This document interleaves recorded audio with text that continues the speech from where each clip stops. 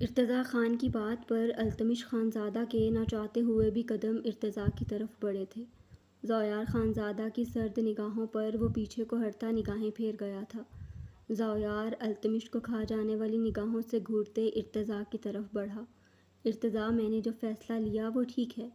تم نہیں سمجھ سکتے یہ سب کچھ۔ تمہیں اپنی پڑھائی کی طرف توجہ دینی چاہیے۔ میں تمہیں بہت بڑا آرمی آفیسر بنتا دیکھنا چاہتا ہوں۔ ذوالفقار خانزادہ نے ارتضیٰ خان کے گال پیار سے تھپتھپائے تھے۔ بدل لیں فیصلہ لالا۔ غربت خان گلرانہ سے دگنی عمر کا ہے۔ ہمارے گھر کی ملازمہ ہے۔ وہ ابھی 20 سال کی بھی نہیں ہوئی ہوگی۔ ہو گئی غلطی اس سے، معاف کر دیں۔ ارتضیٰ خان نے ذوالفقار خانزادہ کا چوڑا مضبوط ہاتھ تھامتے التجائیہ لہجے میں کہا، تم اچھی طرح جانتے ہو میں اپنا فیصلہ نہیں بدلتا۔ معافی میری ڈکشنری میں نہیں ہے۔ جس نے جو کیا اس کی سزا ذوالفقار خانزادہ دے کر رہتا ہے۔ آج اسے معاف کروں گا، کل ہمارے گاؤں کی کوئی اور لڑکی یہ سب کرے گی، اس لیے میں کسی صورت اپنا فیصلہ نہیں بدلوں گا۔ ذوالفقار خانزادہ کا لہجہ سخت اور اٹل تھا۔ ٹھیک ہے لالا، جو مرضی کریں۔ کبھی مجھ سے کوئی غلطی ہو گئی مجھے بھی سزا دیں گے ایسے ہی؟ ارتضیٰ نے ذوالفقار کی چاکلیٹی براؤن گہری آنکھوں میں دیکھتے پوچھا۔ تمہاری ہر غلطی پر ڈھال بن کر ذوالفقار خانزادہ کھڑا ہوگا۔ تمہیں کسی کو ایک انگلی سے نہ چھونے دوں میں۔ تم سزا کی بات کرتے ہو؟ ذوالفقار خانزادہ ارتضیٰ خان کو پیچھے سے گردن سے جکڑتے اپنے قریب کر گیا تھا۔ ارتضیٰ خان خود کو چھڑواتے لمبے لمبے ڈگ بھرتا چلا گیا تھا۔ ذوالفقار خانزادہ نے گہرا سانس لیتے اپنے گھنے بالوں میں انگلیاں پھیرتے پلٹتے ہوئے التمش پر غسیلی سرد نگاہ ڈالی، جو ذوالفقار خانزادہ کی غسیلی سرد نگاہ پر نظریں جھکا گیا تھا۔ کیا کر رہے تھے تم؟ ہمت کیسے ہوئی ارتضیٰ خان کی طرف اپنے قدم بڑھانے کی؟ ذوالفقار خانزادہ نے غوراتے ہوئے پوچھا۔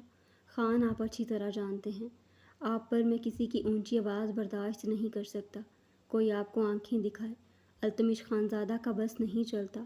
اس کی آنکھیں نکال دے۔ التمش خانزادہ نے سرخ چہرے کے ساتھ وضاحت دی تھی۔ وہ کوئی نہیں، بھائی ہے میرا، جان ہے میری۔ ذوالفقار خانزادہ گرجا تھا۔ التمش خانزادہ لب بھیجے خاموش ہو گیا تھا۔ آئندہ ارتضیٰ کو تم نے آنکھ اٹھا کر بھی دیکھا تمہاری آنکھیں نکال کر میں رکھ دوں گا، سمجھ آئی؟ ذوالفقار خانزادہ غورایا تھا۔ جی خان، جو آپ کا حکم۔ التمش نے سنجیدگی سے کہا۔ گاڑی تیار کرو میری۔ میں، ارتضیٰ اور تم شکار پر جائیں گے، گھڑ سواری بھی کریں گے، ذوالفقار خانزادہ حکمیہ لہجے میں کہتے ارتضیٰ خان کے کمرے کی طرف بڑھ گیا۔ التمش خانزادہ اپنی شال کندھوں پر جھٹکتے ذوالفقار خانزادہ کے حکم پر باہر کی طرف بڑھا۔ ذوالفقار ارتضیٰ خانزادہ کے کمرے میں داخل ہوا۔ اس کا کمرہ بکھرا دیکھ کر وہ لب بھیج گیا تھا۔ وہ اپنا غصہ ہمیشہ کی طرح بے جان چیزوں پر اتار چکا تھا۔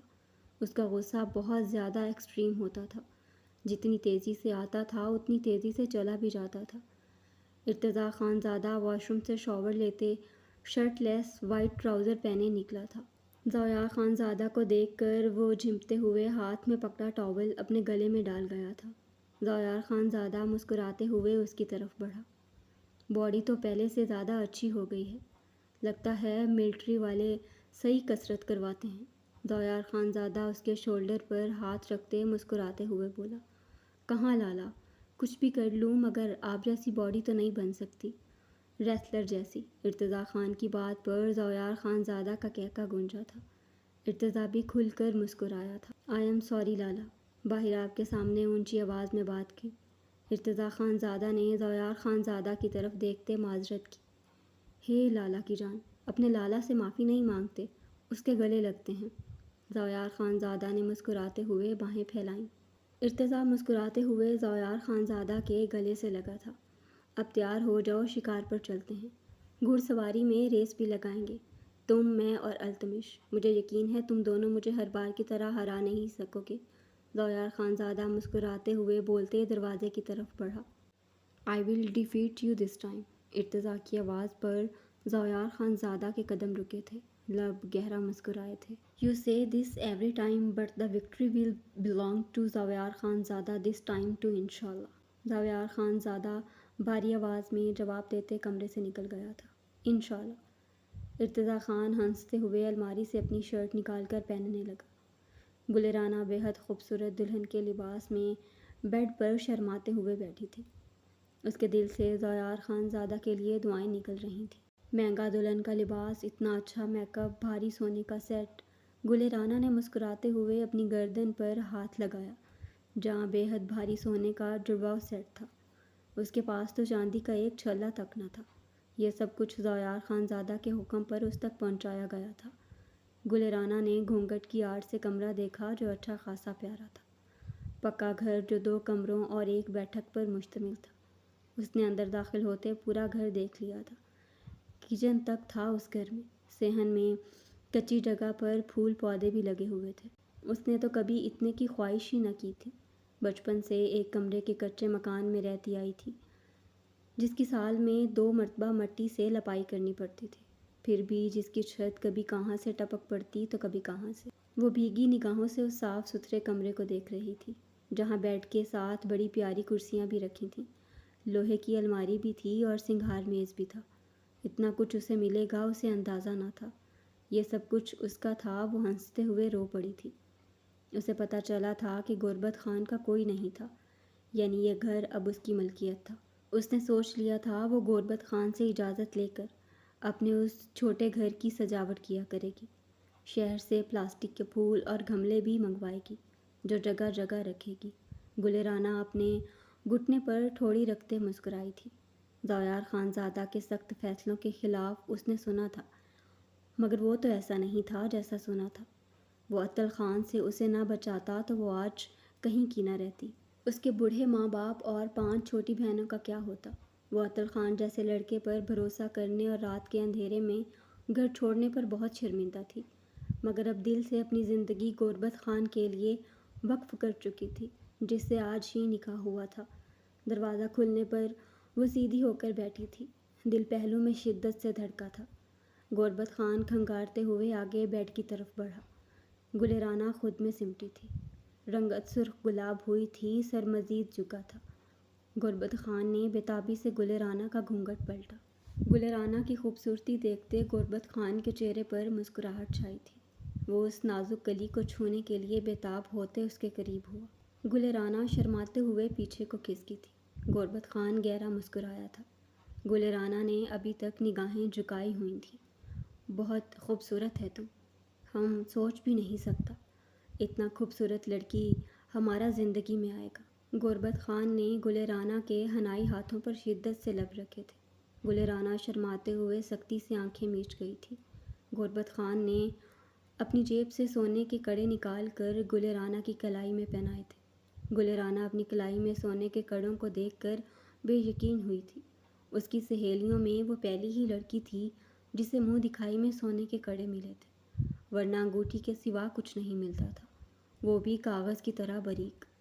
گل رانا اپنی کلائی دیکھ کر مدھم سا ہنسی تھی۔ غربت خان نے اس کی ٹھوڑی کو پکڑے اس کا چہرہ اوپر اٹھایا۔ گل رانا نے شرماتے ہوئے غربت خان کو دیکھا۔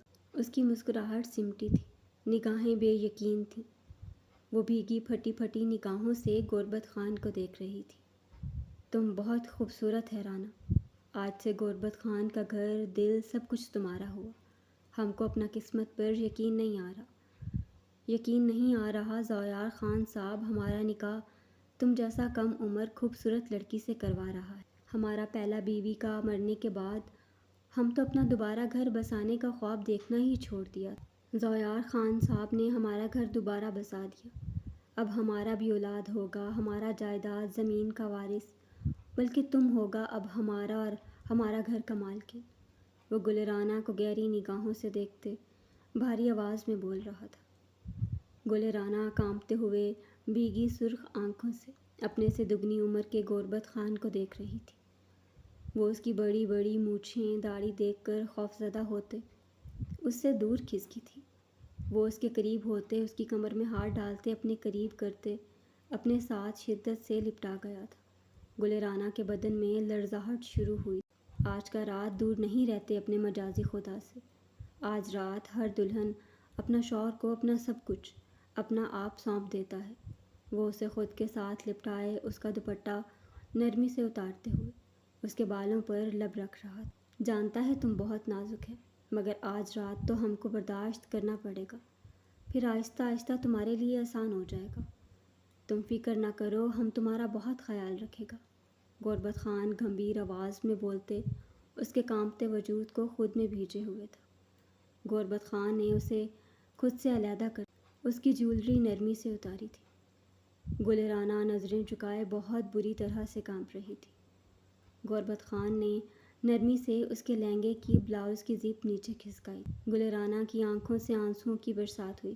بتی بجھا دو غربت خان۔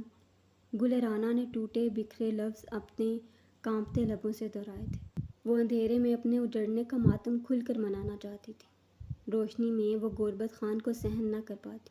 ہم تمہارا حسن روشنی میں دیکھنا چاہتا تھا، مگر جیسا تم چاہو۔ وہ ہنستے ہوئے کمرے کی تمام بتیاں بجھا گیا تھا۔ وہ اسے نرمی سے بیڈ پر لٹائے اس پر جھکا۔ گلرانہ کی آنکھوں سے آنسوؤں کی برسات ہوئی تھی۔ رات دھیرے دھیرے سرک رہی تھی۔ گلرانہ کا وجود درد سے چور ہو چکا تھا۔ کمرے میں اس کی دبی دبی سسکیوں میں اس کی آہیں گونج رہی تھیں۔ رو رو کر اس کی آنکھیں مترم ہو چکی تھیں۔ غربت خان اس کی کلائیاں نرمی سے اپنا حق شد و مت سے لے رہا تھا۔ گلرانہ کے کپ کپاتے لبوں سے ذویار خان زادہ کے لیے بے آواز بد دعائیں نکل رہی تھیں۔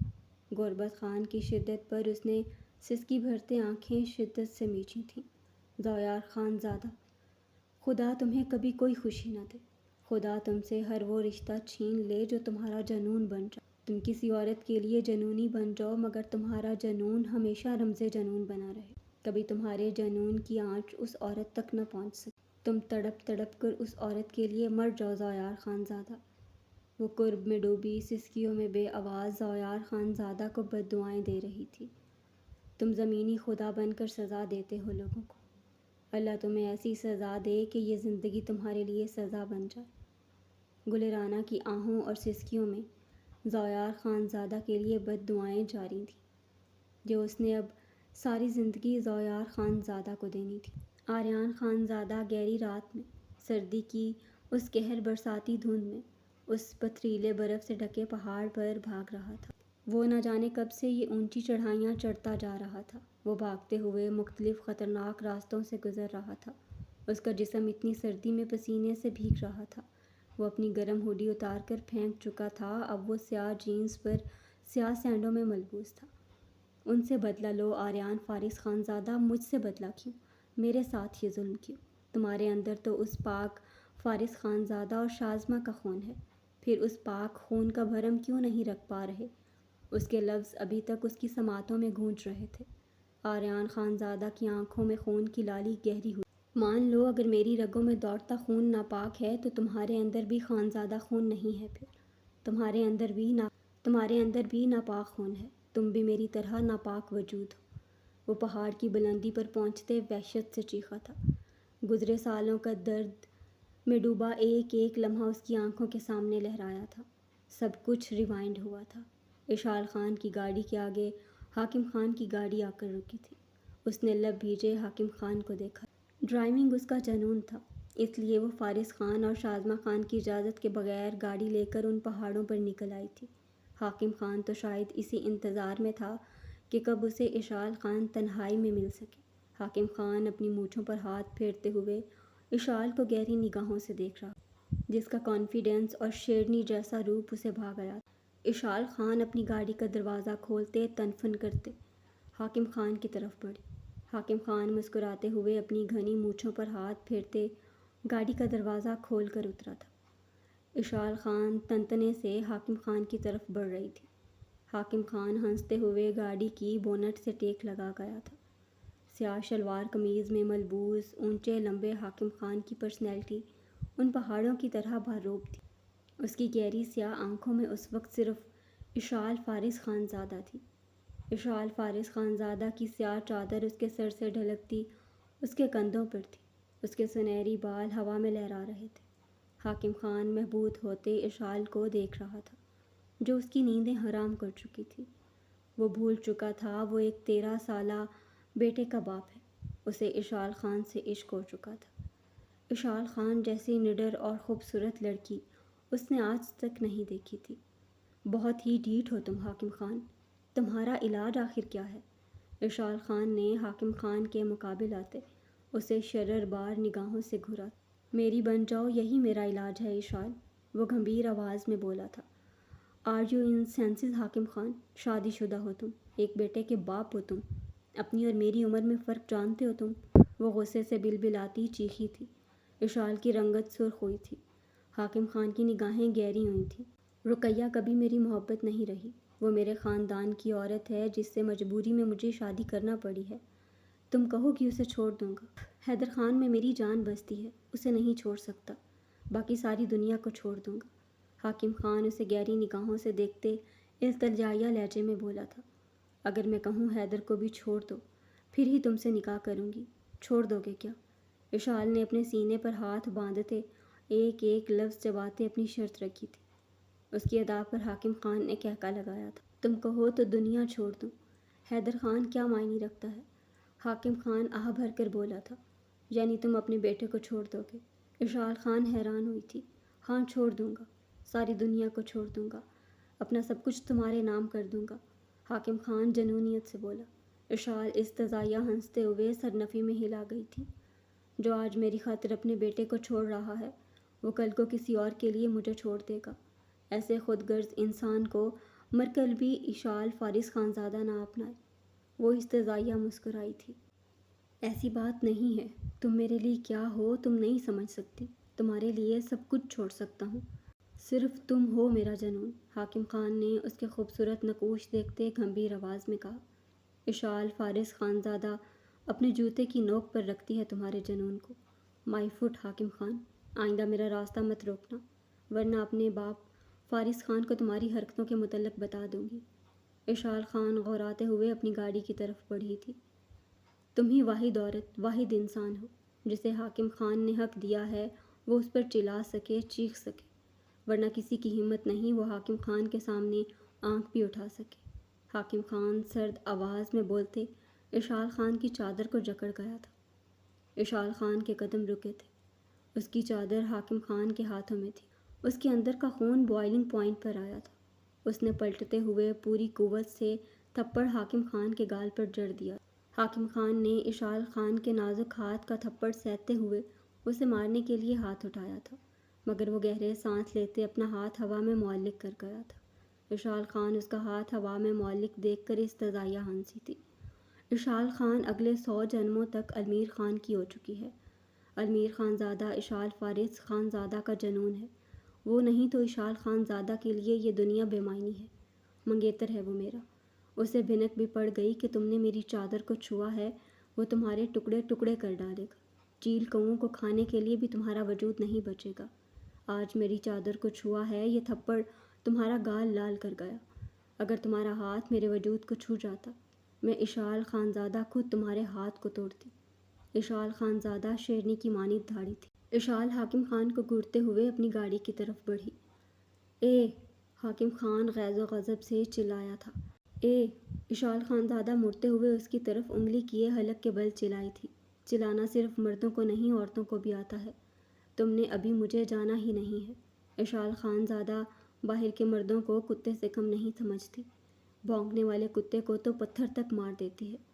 مجھ پر چلانے کا حق صرف المیر خانزادہ کو ہے، تم جیسے بے غیرت کو نہیں۔ اشال خانزادہ غراتے ہوئے اپنی گاڑی میں بیٹھی تھی۔ گاڑی سٹارٹ کرتے اس نے ہارن پر ہاتھ رکھا تھا۔ مسلسل بجتے ہارن پر حاکم خان نے سرخ چہرے کے ساتھ گاڑی میں بیٹھتے اپنی گاڑی پیچھے کی تھی۔ اشال خان حاکم خان کی طرف دیکھتے استزائیہ مسکراتے اپنی گاڑی بھگا کر لے گئی تھی۔ بھونکنے والے کتے کو پتھر مارا جائے تو وہ آگے بڑھ کر کاٹتا ضرور ہے اشال خان، میں تمہیں بتاؤں گا میں آخر ہوں کون، تمہیں اپنے کہے ہوئے ایک ایک لفظ کی قیمت چکانی پڑے گی۔ المیر خانزادہ خود تمہیں چھوڑے گا، وہ بھی ساری دنیا کے سامنے، تم میری نہیں تو کسی کی نہیں۔ وہ اسٹیئرنگ پر مکہ مارتے ہوئے گاڑی سٹارٹ کر گیا تھا۔ اشال خان اپنے کمرے میں داخل ہوئی تو رائنا خان بیڈ پر روندے منہ لیٹی زاروں قطار رو رہی تھی۔ اشال خان اپنے کمرے میں داخل ہوئی تو رائنا خان اپنے سنگل بیڈ پر روندے منہ لیٹی زاروں قطار رو رہی تھی۔ اشال خان پریشان ہوتی اس کی طرف بڑھی۔ رائنا! اشال نے اسے کندھے سے جکڑے سیدھا کیا۔ رائنا خان اپنے آنسو صاف کرتے اٹھ کر بیٹھی تھی۔ اشال خان نے اس کے چہرے کی طرف دیکھتے جلدی سے اپنی نگاہیں پھیری، بلکہ اسے مجبوراً اپنی نگاہیں پھیرنی پڑی تھیں۔ اس کی سفید رنگت رونے کی وجہ سے گلابی ہو رہی تھی، تیکھی ناک سرخ ہو رہی تھی۔ سرمئی گہری آنکھیں تو قاتلانہ روپ دھارے ہوئے تھیں۔ چاکلیٹی براؤن سلکی بال اس کے چہرے کے اطراف میں بکھرے اس کی خوبصورتی کو کئی گنا بڑھائے ہوئے تھے۔ نگاہیں جمانا مشکل تھا۔ اشال خان نے دل ہی دل میں نظر بد کی دعا پڑھ کر رائنا خان پر پھونکی تھی۔ ان کے پورے خاندان میں رائنا خان جتنی خوبصورت لڑکی نہ تھی، وہ خود رائنا جتنی خوبصورت نہ تھی، مگر اشال خان کا کانفیڈنس اسے رائنا خان سے بہت منفرد بنا دیتا تھا۔ جہاں اشال خان ہوتی، رائنا کبیر خان کا وجود دور دور کہیں چلا جاتا تھا۔ رائنا خان کی بے پناہ خوبصورتی بھی دوسروں کو متاثر نہ کر پاتی تھی۔ رائنا کبیر خان جتنی خوبصورت تھی، اتنی ہی کم ہمت، ڈرپوک، بات بات پر رونے والی لڑکی تھی۔ کیا ہوا ہے مائی سویٹ پھوپھو؟ اشال خان نے ہمیشہ کی طرح اس کے بے حد خوبصورت ابھرے ہوئے گال پر چٹکی کاٹتے اسے چھیڑا تھا۔ وہ پھوپھو کہنے پر کتنا چڑھتی تھی، یہ تو ساری حویلی جانتی تھی۔ صرف آریان کا پھوپھو کہنا برداشت کرتی تھی۔ آریان میں رائنا خان کی جان بستی تھی۔ مت کہا کرو پھوپھو مجھے، چھوٹی ہوں تم سے اشال۔ کبھی کہیں دیکھا یا سنا ہے پھوپھو اپنی بھتیجی سے چھوٹی ہو؟ رائنا خان روحان سی ہوئی تھی۔ رائنا خان کے منہ بسوڑنے پر اشال خان کا کہکا گونجا تھا۔ تم 18 سال کی، میں 20 سال کی، اتنا فرق تو نہیں ہے؟ اشال خان نے لب دانتوں تلے دبایا تھا۔ اشال، یہ فرق نہیں ہے، یہ بہت عجیب ہے، مجھے کتنی شرمندگی ہوتی ہے، تبھی تو لالا کو بابا کہتی ہوں اور بابا کو دادا جان۔ تم میری بھتیجی نہیں، میری بہن ہو، پلیز یہ کسی کو کبھی پتہ نہ چلنے دینا۔ رائنا خان نے التجائیہ لہجے میں اشال خان کے ہاتھ جکڑے۔ اشال خان کے لیے اپنی ہنسی روکنا مشکل ہو رہا تھا۔ رائنا خان کی زندگی کی سب سے بڑی پریشانی کسی کو پتہ نہ چل جائے کہ وہ اس کی پھوپھو ہے۔ اشال مسکراتے رائنا خان کو دیکھ رہی تھی، مگر ہمیشہ کی طرح اشال خان کے لبوں سے ہنسی کا فوارہ چھوٹا تھا۔ رائنا خان نے روٹھے انداز میں بیڈ سے اٹھتی اس خوبصورت کمرے کے بڑی سی گلاس ونڈو کے پاس کھڑے ہو کر وہاں سے نظر آتے بلند و بانگ پہاڑوں پر نظریں جما گئی۔ میری پیاری رائنا خان، اس میں شرمندگی کی کیا بات ہے؟ اگر دادا جان اور دادو جان کا اینڈ تک رومانس قائم تھا، یہ تو خوشی کی بات ہے۔ ویسے بھی پاپا ہی ان کی اکلوتی اولاد تھے۔ ماما بتاتی ہیں دادا جان اور دادو کو بہت خواہش تھی اللہ انہیں ایک اور اولاد دے، مگر اللہ پاک کی طرف سے ان کے ہاں دوسرے بچے کی پیدائش 18 سال بعد ہوئی تو کیا کرتے دادا جان؟ لوگوں کا اور دنیا کا سوچتے آپ کو ابارٹ کروا دیتے۔ اشال خان نے رائنا خان کی کمر پر اپنے ہاتھ لپیٹے تھے۔ ابارٹ اور رومانس کرنے والی بات پر رائنا کی رنگت سرخ ہوئی تھی۔ تم کتنی اوپنلی بات کرتی ہو اشال، یہ غلط ہے، سوچ سمجھ کر بات کیا کرو۔ رائنا سرخ چہرے کے ساتھ بولی۔ اچھا، یہ غلط ہے، اور یہ غلط نہیں جو تم ہر دوسرے دن رشتے میں میری پھوپھو ہونے پر رونے بیٹھ جاتی ہو، حتیٰ کہ تم میں بابا جان اور دادا جان، آریان سب کی جان بستی ہے، مجھ سے کہیں زیادہ تم سے پیار کرتے ہیں۔ اشال خان نے منہ بناتے ہوئے جتایا تھا۔ یہ تو ہے، سب مجھ سے بہت محبت کرتے ہیں، رائنا خان نے مدھم سا ہنستے ہوئے کہا۔ اشال خان نے بھیگی آنکھوں سے مسکراتے ہوئے رائنا خان کو دیکھا، جو بے حد معصوم تھی، ذرا ذرا سی بات پر رونے اور ہنسنے لگ جاتی تھی۔ مگر اون خان مجھے پسند نہیں کرتا، المیر خان تم پر جان چھڑکتا ہے، رائنا خان نے بھیگی آواز میں خود ترسی سے کہا۔ اشال خان نے گہرا سانس لیتے افسوس سے سر ہلایا تھا۔ اون لالا کی عادتیں المیر سے مختلف ہیں رائنا، وہ بڑے ہیں سب سے، اس لیے ان کے مزاج میں تھوڑی سختی۔ وہ تمہارے ساتھ ہی نہیں بلکہ سب کے ساتھ ہی ایسے ہیں۔ المیر کسی سے نہیں ڈرتا، مگر اون لالا کے سامنے سر نہیں اٹھاتا۔ سردار ہیں اون لالا، سرداروں کے مزاج میں سختی ہوتی ہے، اشال خان نے رائنا خان کو ہمیشہ کی طرح سمجھایا تھا۔ لیکن اشال، اون خان کو دیکھ کر میرا دل لرزنے لگ جاتا ہے، ذرا سی چادر میرے سر سے سرک جائے وہ مجھے کیسے گھور کر دیکھتا ہے جیسے میرا قتل کر دے گا۔ سنا ہے وہ بہت سخت ہے، اپنی بہن زرمانہ کو بہت مارا تھا، وہ اپنے ملازم سے بات کر رہی تھی۔ اون خان مجھ سے کہہ چکا ہے وہ مجھے پسند نہیں کرتا، میں اس کے خاندان کی ہوں اس لیے مجھ سے نکاح ضرور کرے گا، اپنا وارث بھی پیدا کرے گا، مگر ایک شادی وہ کسی کانفیڈنٹ شہر کی لڑکی سے کرے گا۔ رائنا کی بات پر اشال خان نے بے یقینی سے اس کی طرف دیکھا تھا۔ یہ اون لالا نے کہا تم سے؟ اشال نے بے یقینی سے پوچھا۔ رائنا خان نے روتے ہوئے اس بات میں سر ہلایا تھا۔ ایسا نہیں ہو سکتا، اون لالا کی عادت ہے اس طرح کی باتیں کرنے کی، وہ صرف تمہیں زیر کر کے رکھنا چاہتے ہیں، تم کانفیڈنٹ طریقے سے آگے سے جواب دیا کرو، دیکھنا وہ تمہیں کچھ نہیں کہے گا۔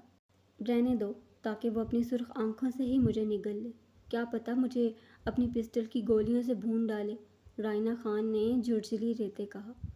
تمہیں کوئی کچھ نہیں کہہ سکے گا، میں رہوں گی نا ہمیشہ تمہارے ساتھ۔ اشال خان رائنا خان کے ساتھ شدت سے لپٹی تھی۔ ہاں، مگر تم میرے ساتھ وہاں ایک کمرے میں تو نہیں ہوگی۔ کون بچائے گا مجھے اس اون غون بڑی بڑی مونچھوں والے سرخ آنکھوں والے سردار سے؟ رائنا خان نے اپنی بڑی بڑی آنکھیں چپکاتے پوچھا تھا۔ اشال خان پر ایک بار پھر سے ہنسی کا دورہ پڑا تھا۔ رائنا خان نے بھیگی آنکھوں سے اسے گھور کر دیکھا۔ کیا کروں رائنا، ہنسوں نہیں تو کیا کروں؟ اب اپنی سہاگ رات والے دن المیر کو چھوڑ کر تمہارے کمرے میں تو نہیں آ سکتی۔ المیر میری جان لے یا نہ لے، اون لالا اسی دن مجھے اپنی حویلی سے نکال کر باہر کریں گے، اور کسی صورت اشال فارس خان المیر خان سے دستبردار نہیں ہو سکتے۔ المیر خانزادہ جنون ہے اشال خان کا، اشال خان نے جنونی انداز میں کہا۔ رائنا خان گہرا سانس لیتے رخ موڑ گئی تھی۔ اچھا یہ بتاؤ، رو کیوں رہی تھی؟ کسی سہیلی نے آج تمہیں لفٹ نہیں کروائی؟ کون بے وفا ہو گئی؟ اشال خان نے مسکراہٹ دبائے رائنا خان کے مقابل آتے پوچھا۔ زرغمانہ مجھ سے زیادہ اس مزنہ کو اہمیت دے رہی تھی۔ اب بتاؤ، اس کی بیسٹ فرینڈ تو میں ہوں نا۔ رائنا خان کی دکھی داستان سن کر اشال مجبوراً سر ہلاتے سن رہی تھی۔ زرغمانہ، مزنہ، یہ تم لوگ مجھے کہاں لے کر آ گئے ہو؟ رائنا خان نے سوات کے بازار میں داخل ہوتے پریشانی سے کہا۔ پچھلے 2 دن سے تو تمہیں بتا رہا ہے ہم سب کہ ہم بازار گھومنے جائے گا۔ دیکھو رائنا، تم اپنا مرضی سے آیا ہے، اب خدا کا واسطہ ہے یہ رو دھو کر ہمارا مزہ نہ خراب کر دینا۔ مزنہ چڑھتی ہوئی بولی تھی۔ باقی ساری سہیلیاں ہنس پڑی تھیں۔ وہ تو ٹھیک ہے، مگر میرا دل گھبرا رہا ہے یہاں کتنے مرد ہیں، اور بابا سے جھوٹ بولا ہے کہ میں زرغمانہ کے گھر جا رہی ہوں۔ مجھے اب گھبراہٹ ہو رہی ہے، رائنا نے گھبراتے ہوئے کہا۔ وہ سب ایک دوسرے کو دیکھتی غصے سے آگے بڑھ گئی تھیں۔ تمہیں کہا بھی تھا زرغمانہ، رائنا کو مت لانا ساتھ، اب ایسے ہی رونا شروع کر کے سارا مزہ خراب کر دے گی، ان کی ایک سہیلی غصے سے زرغمانہ کو سنا رہی تھی۔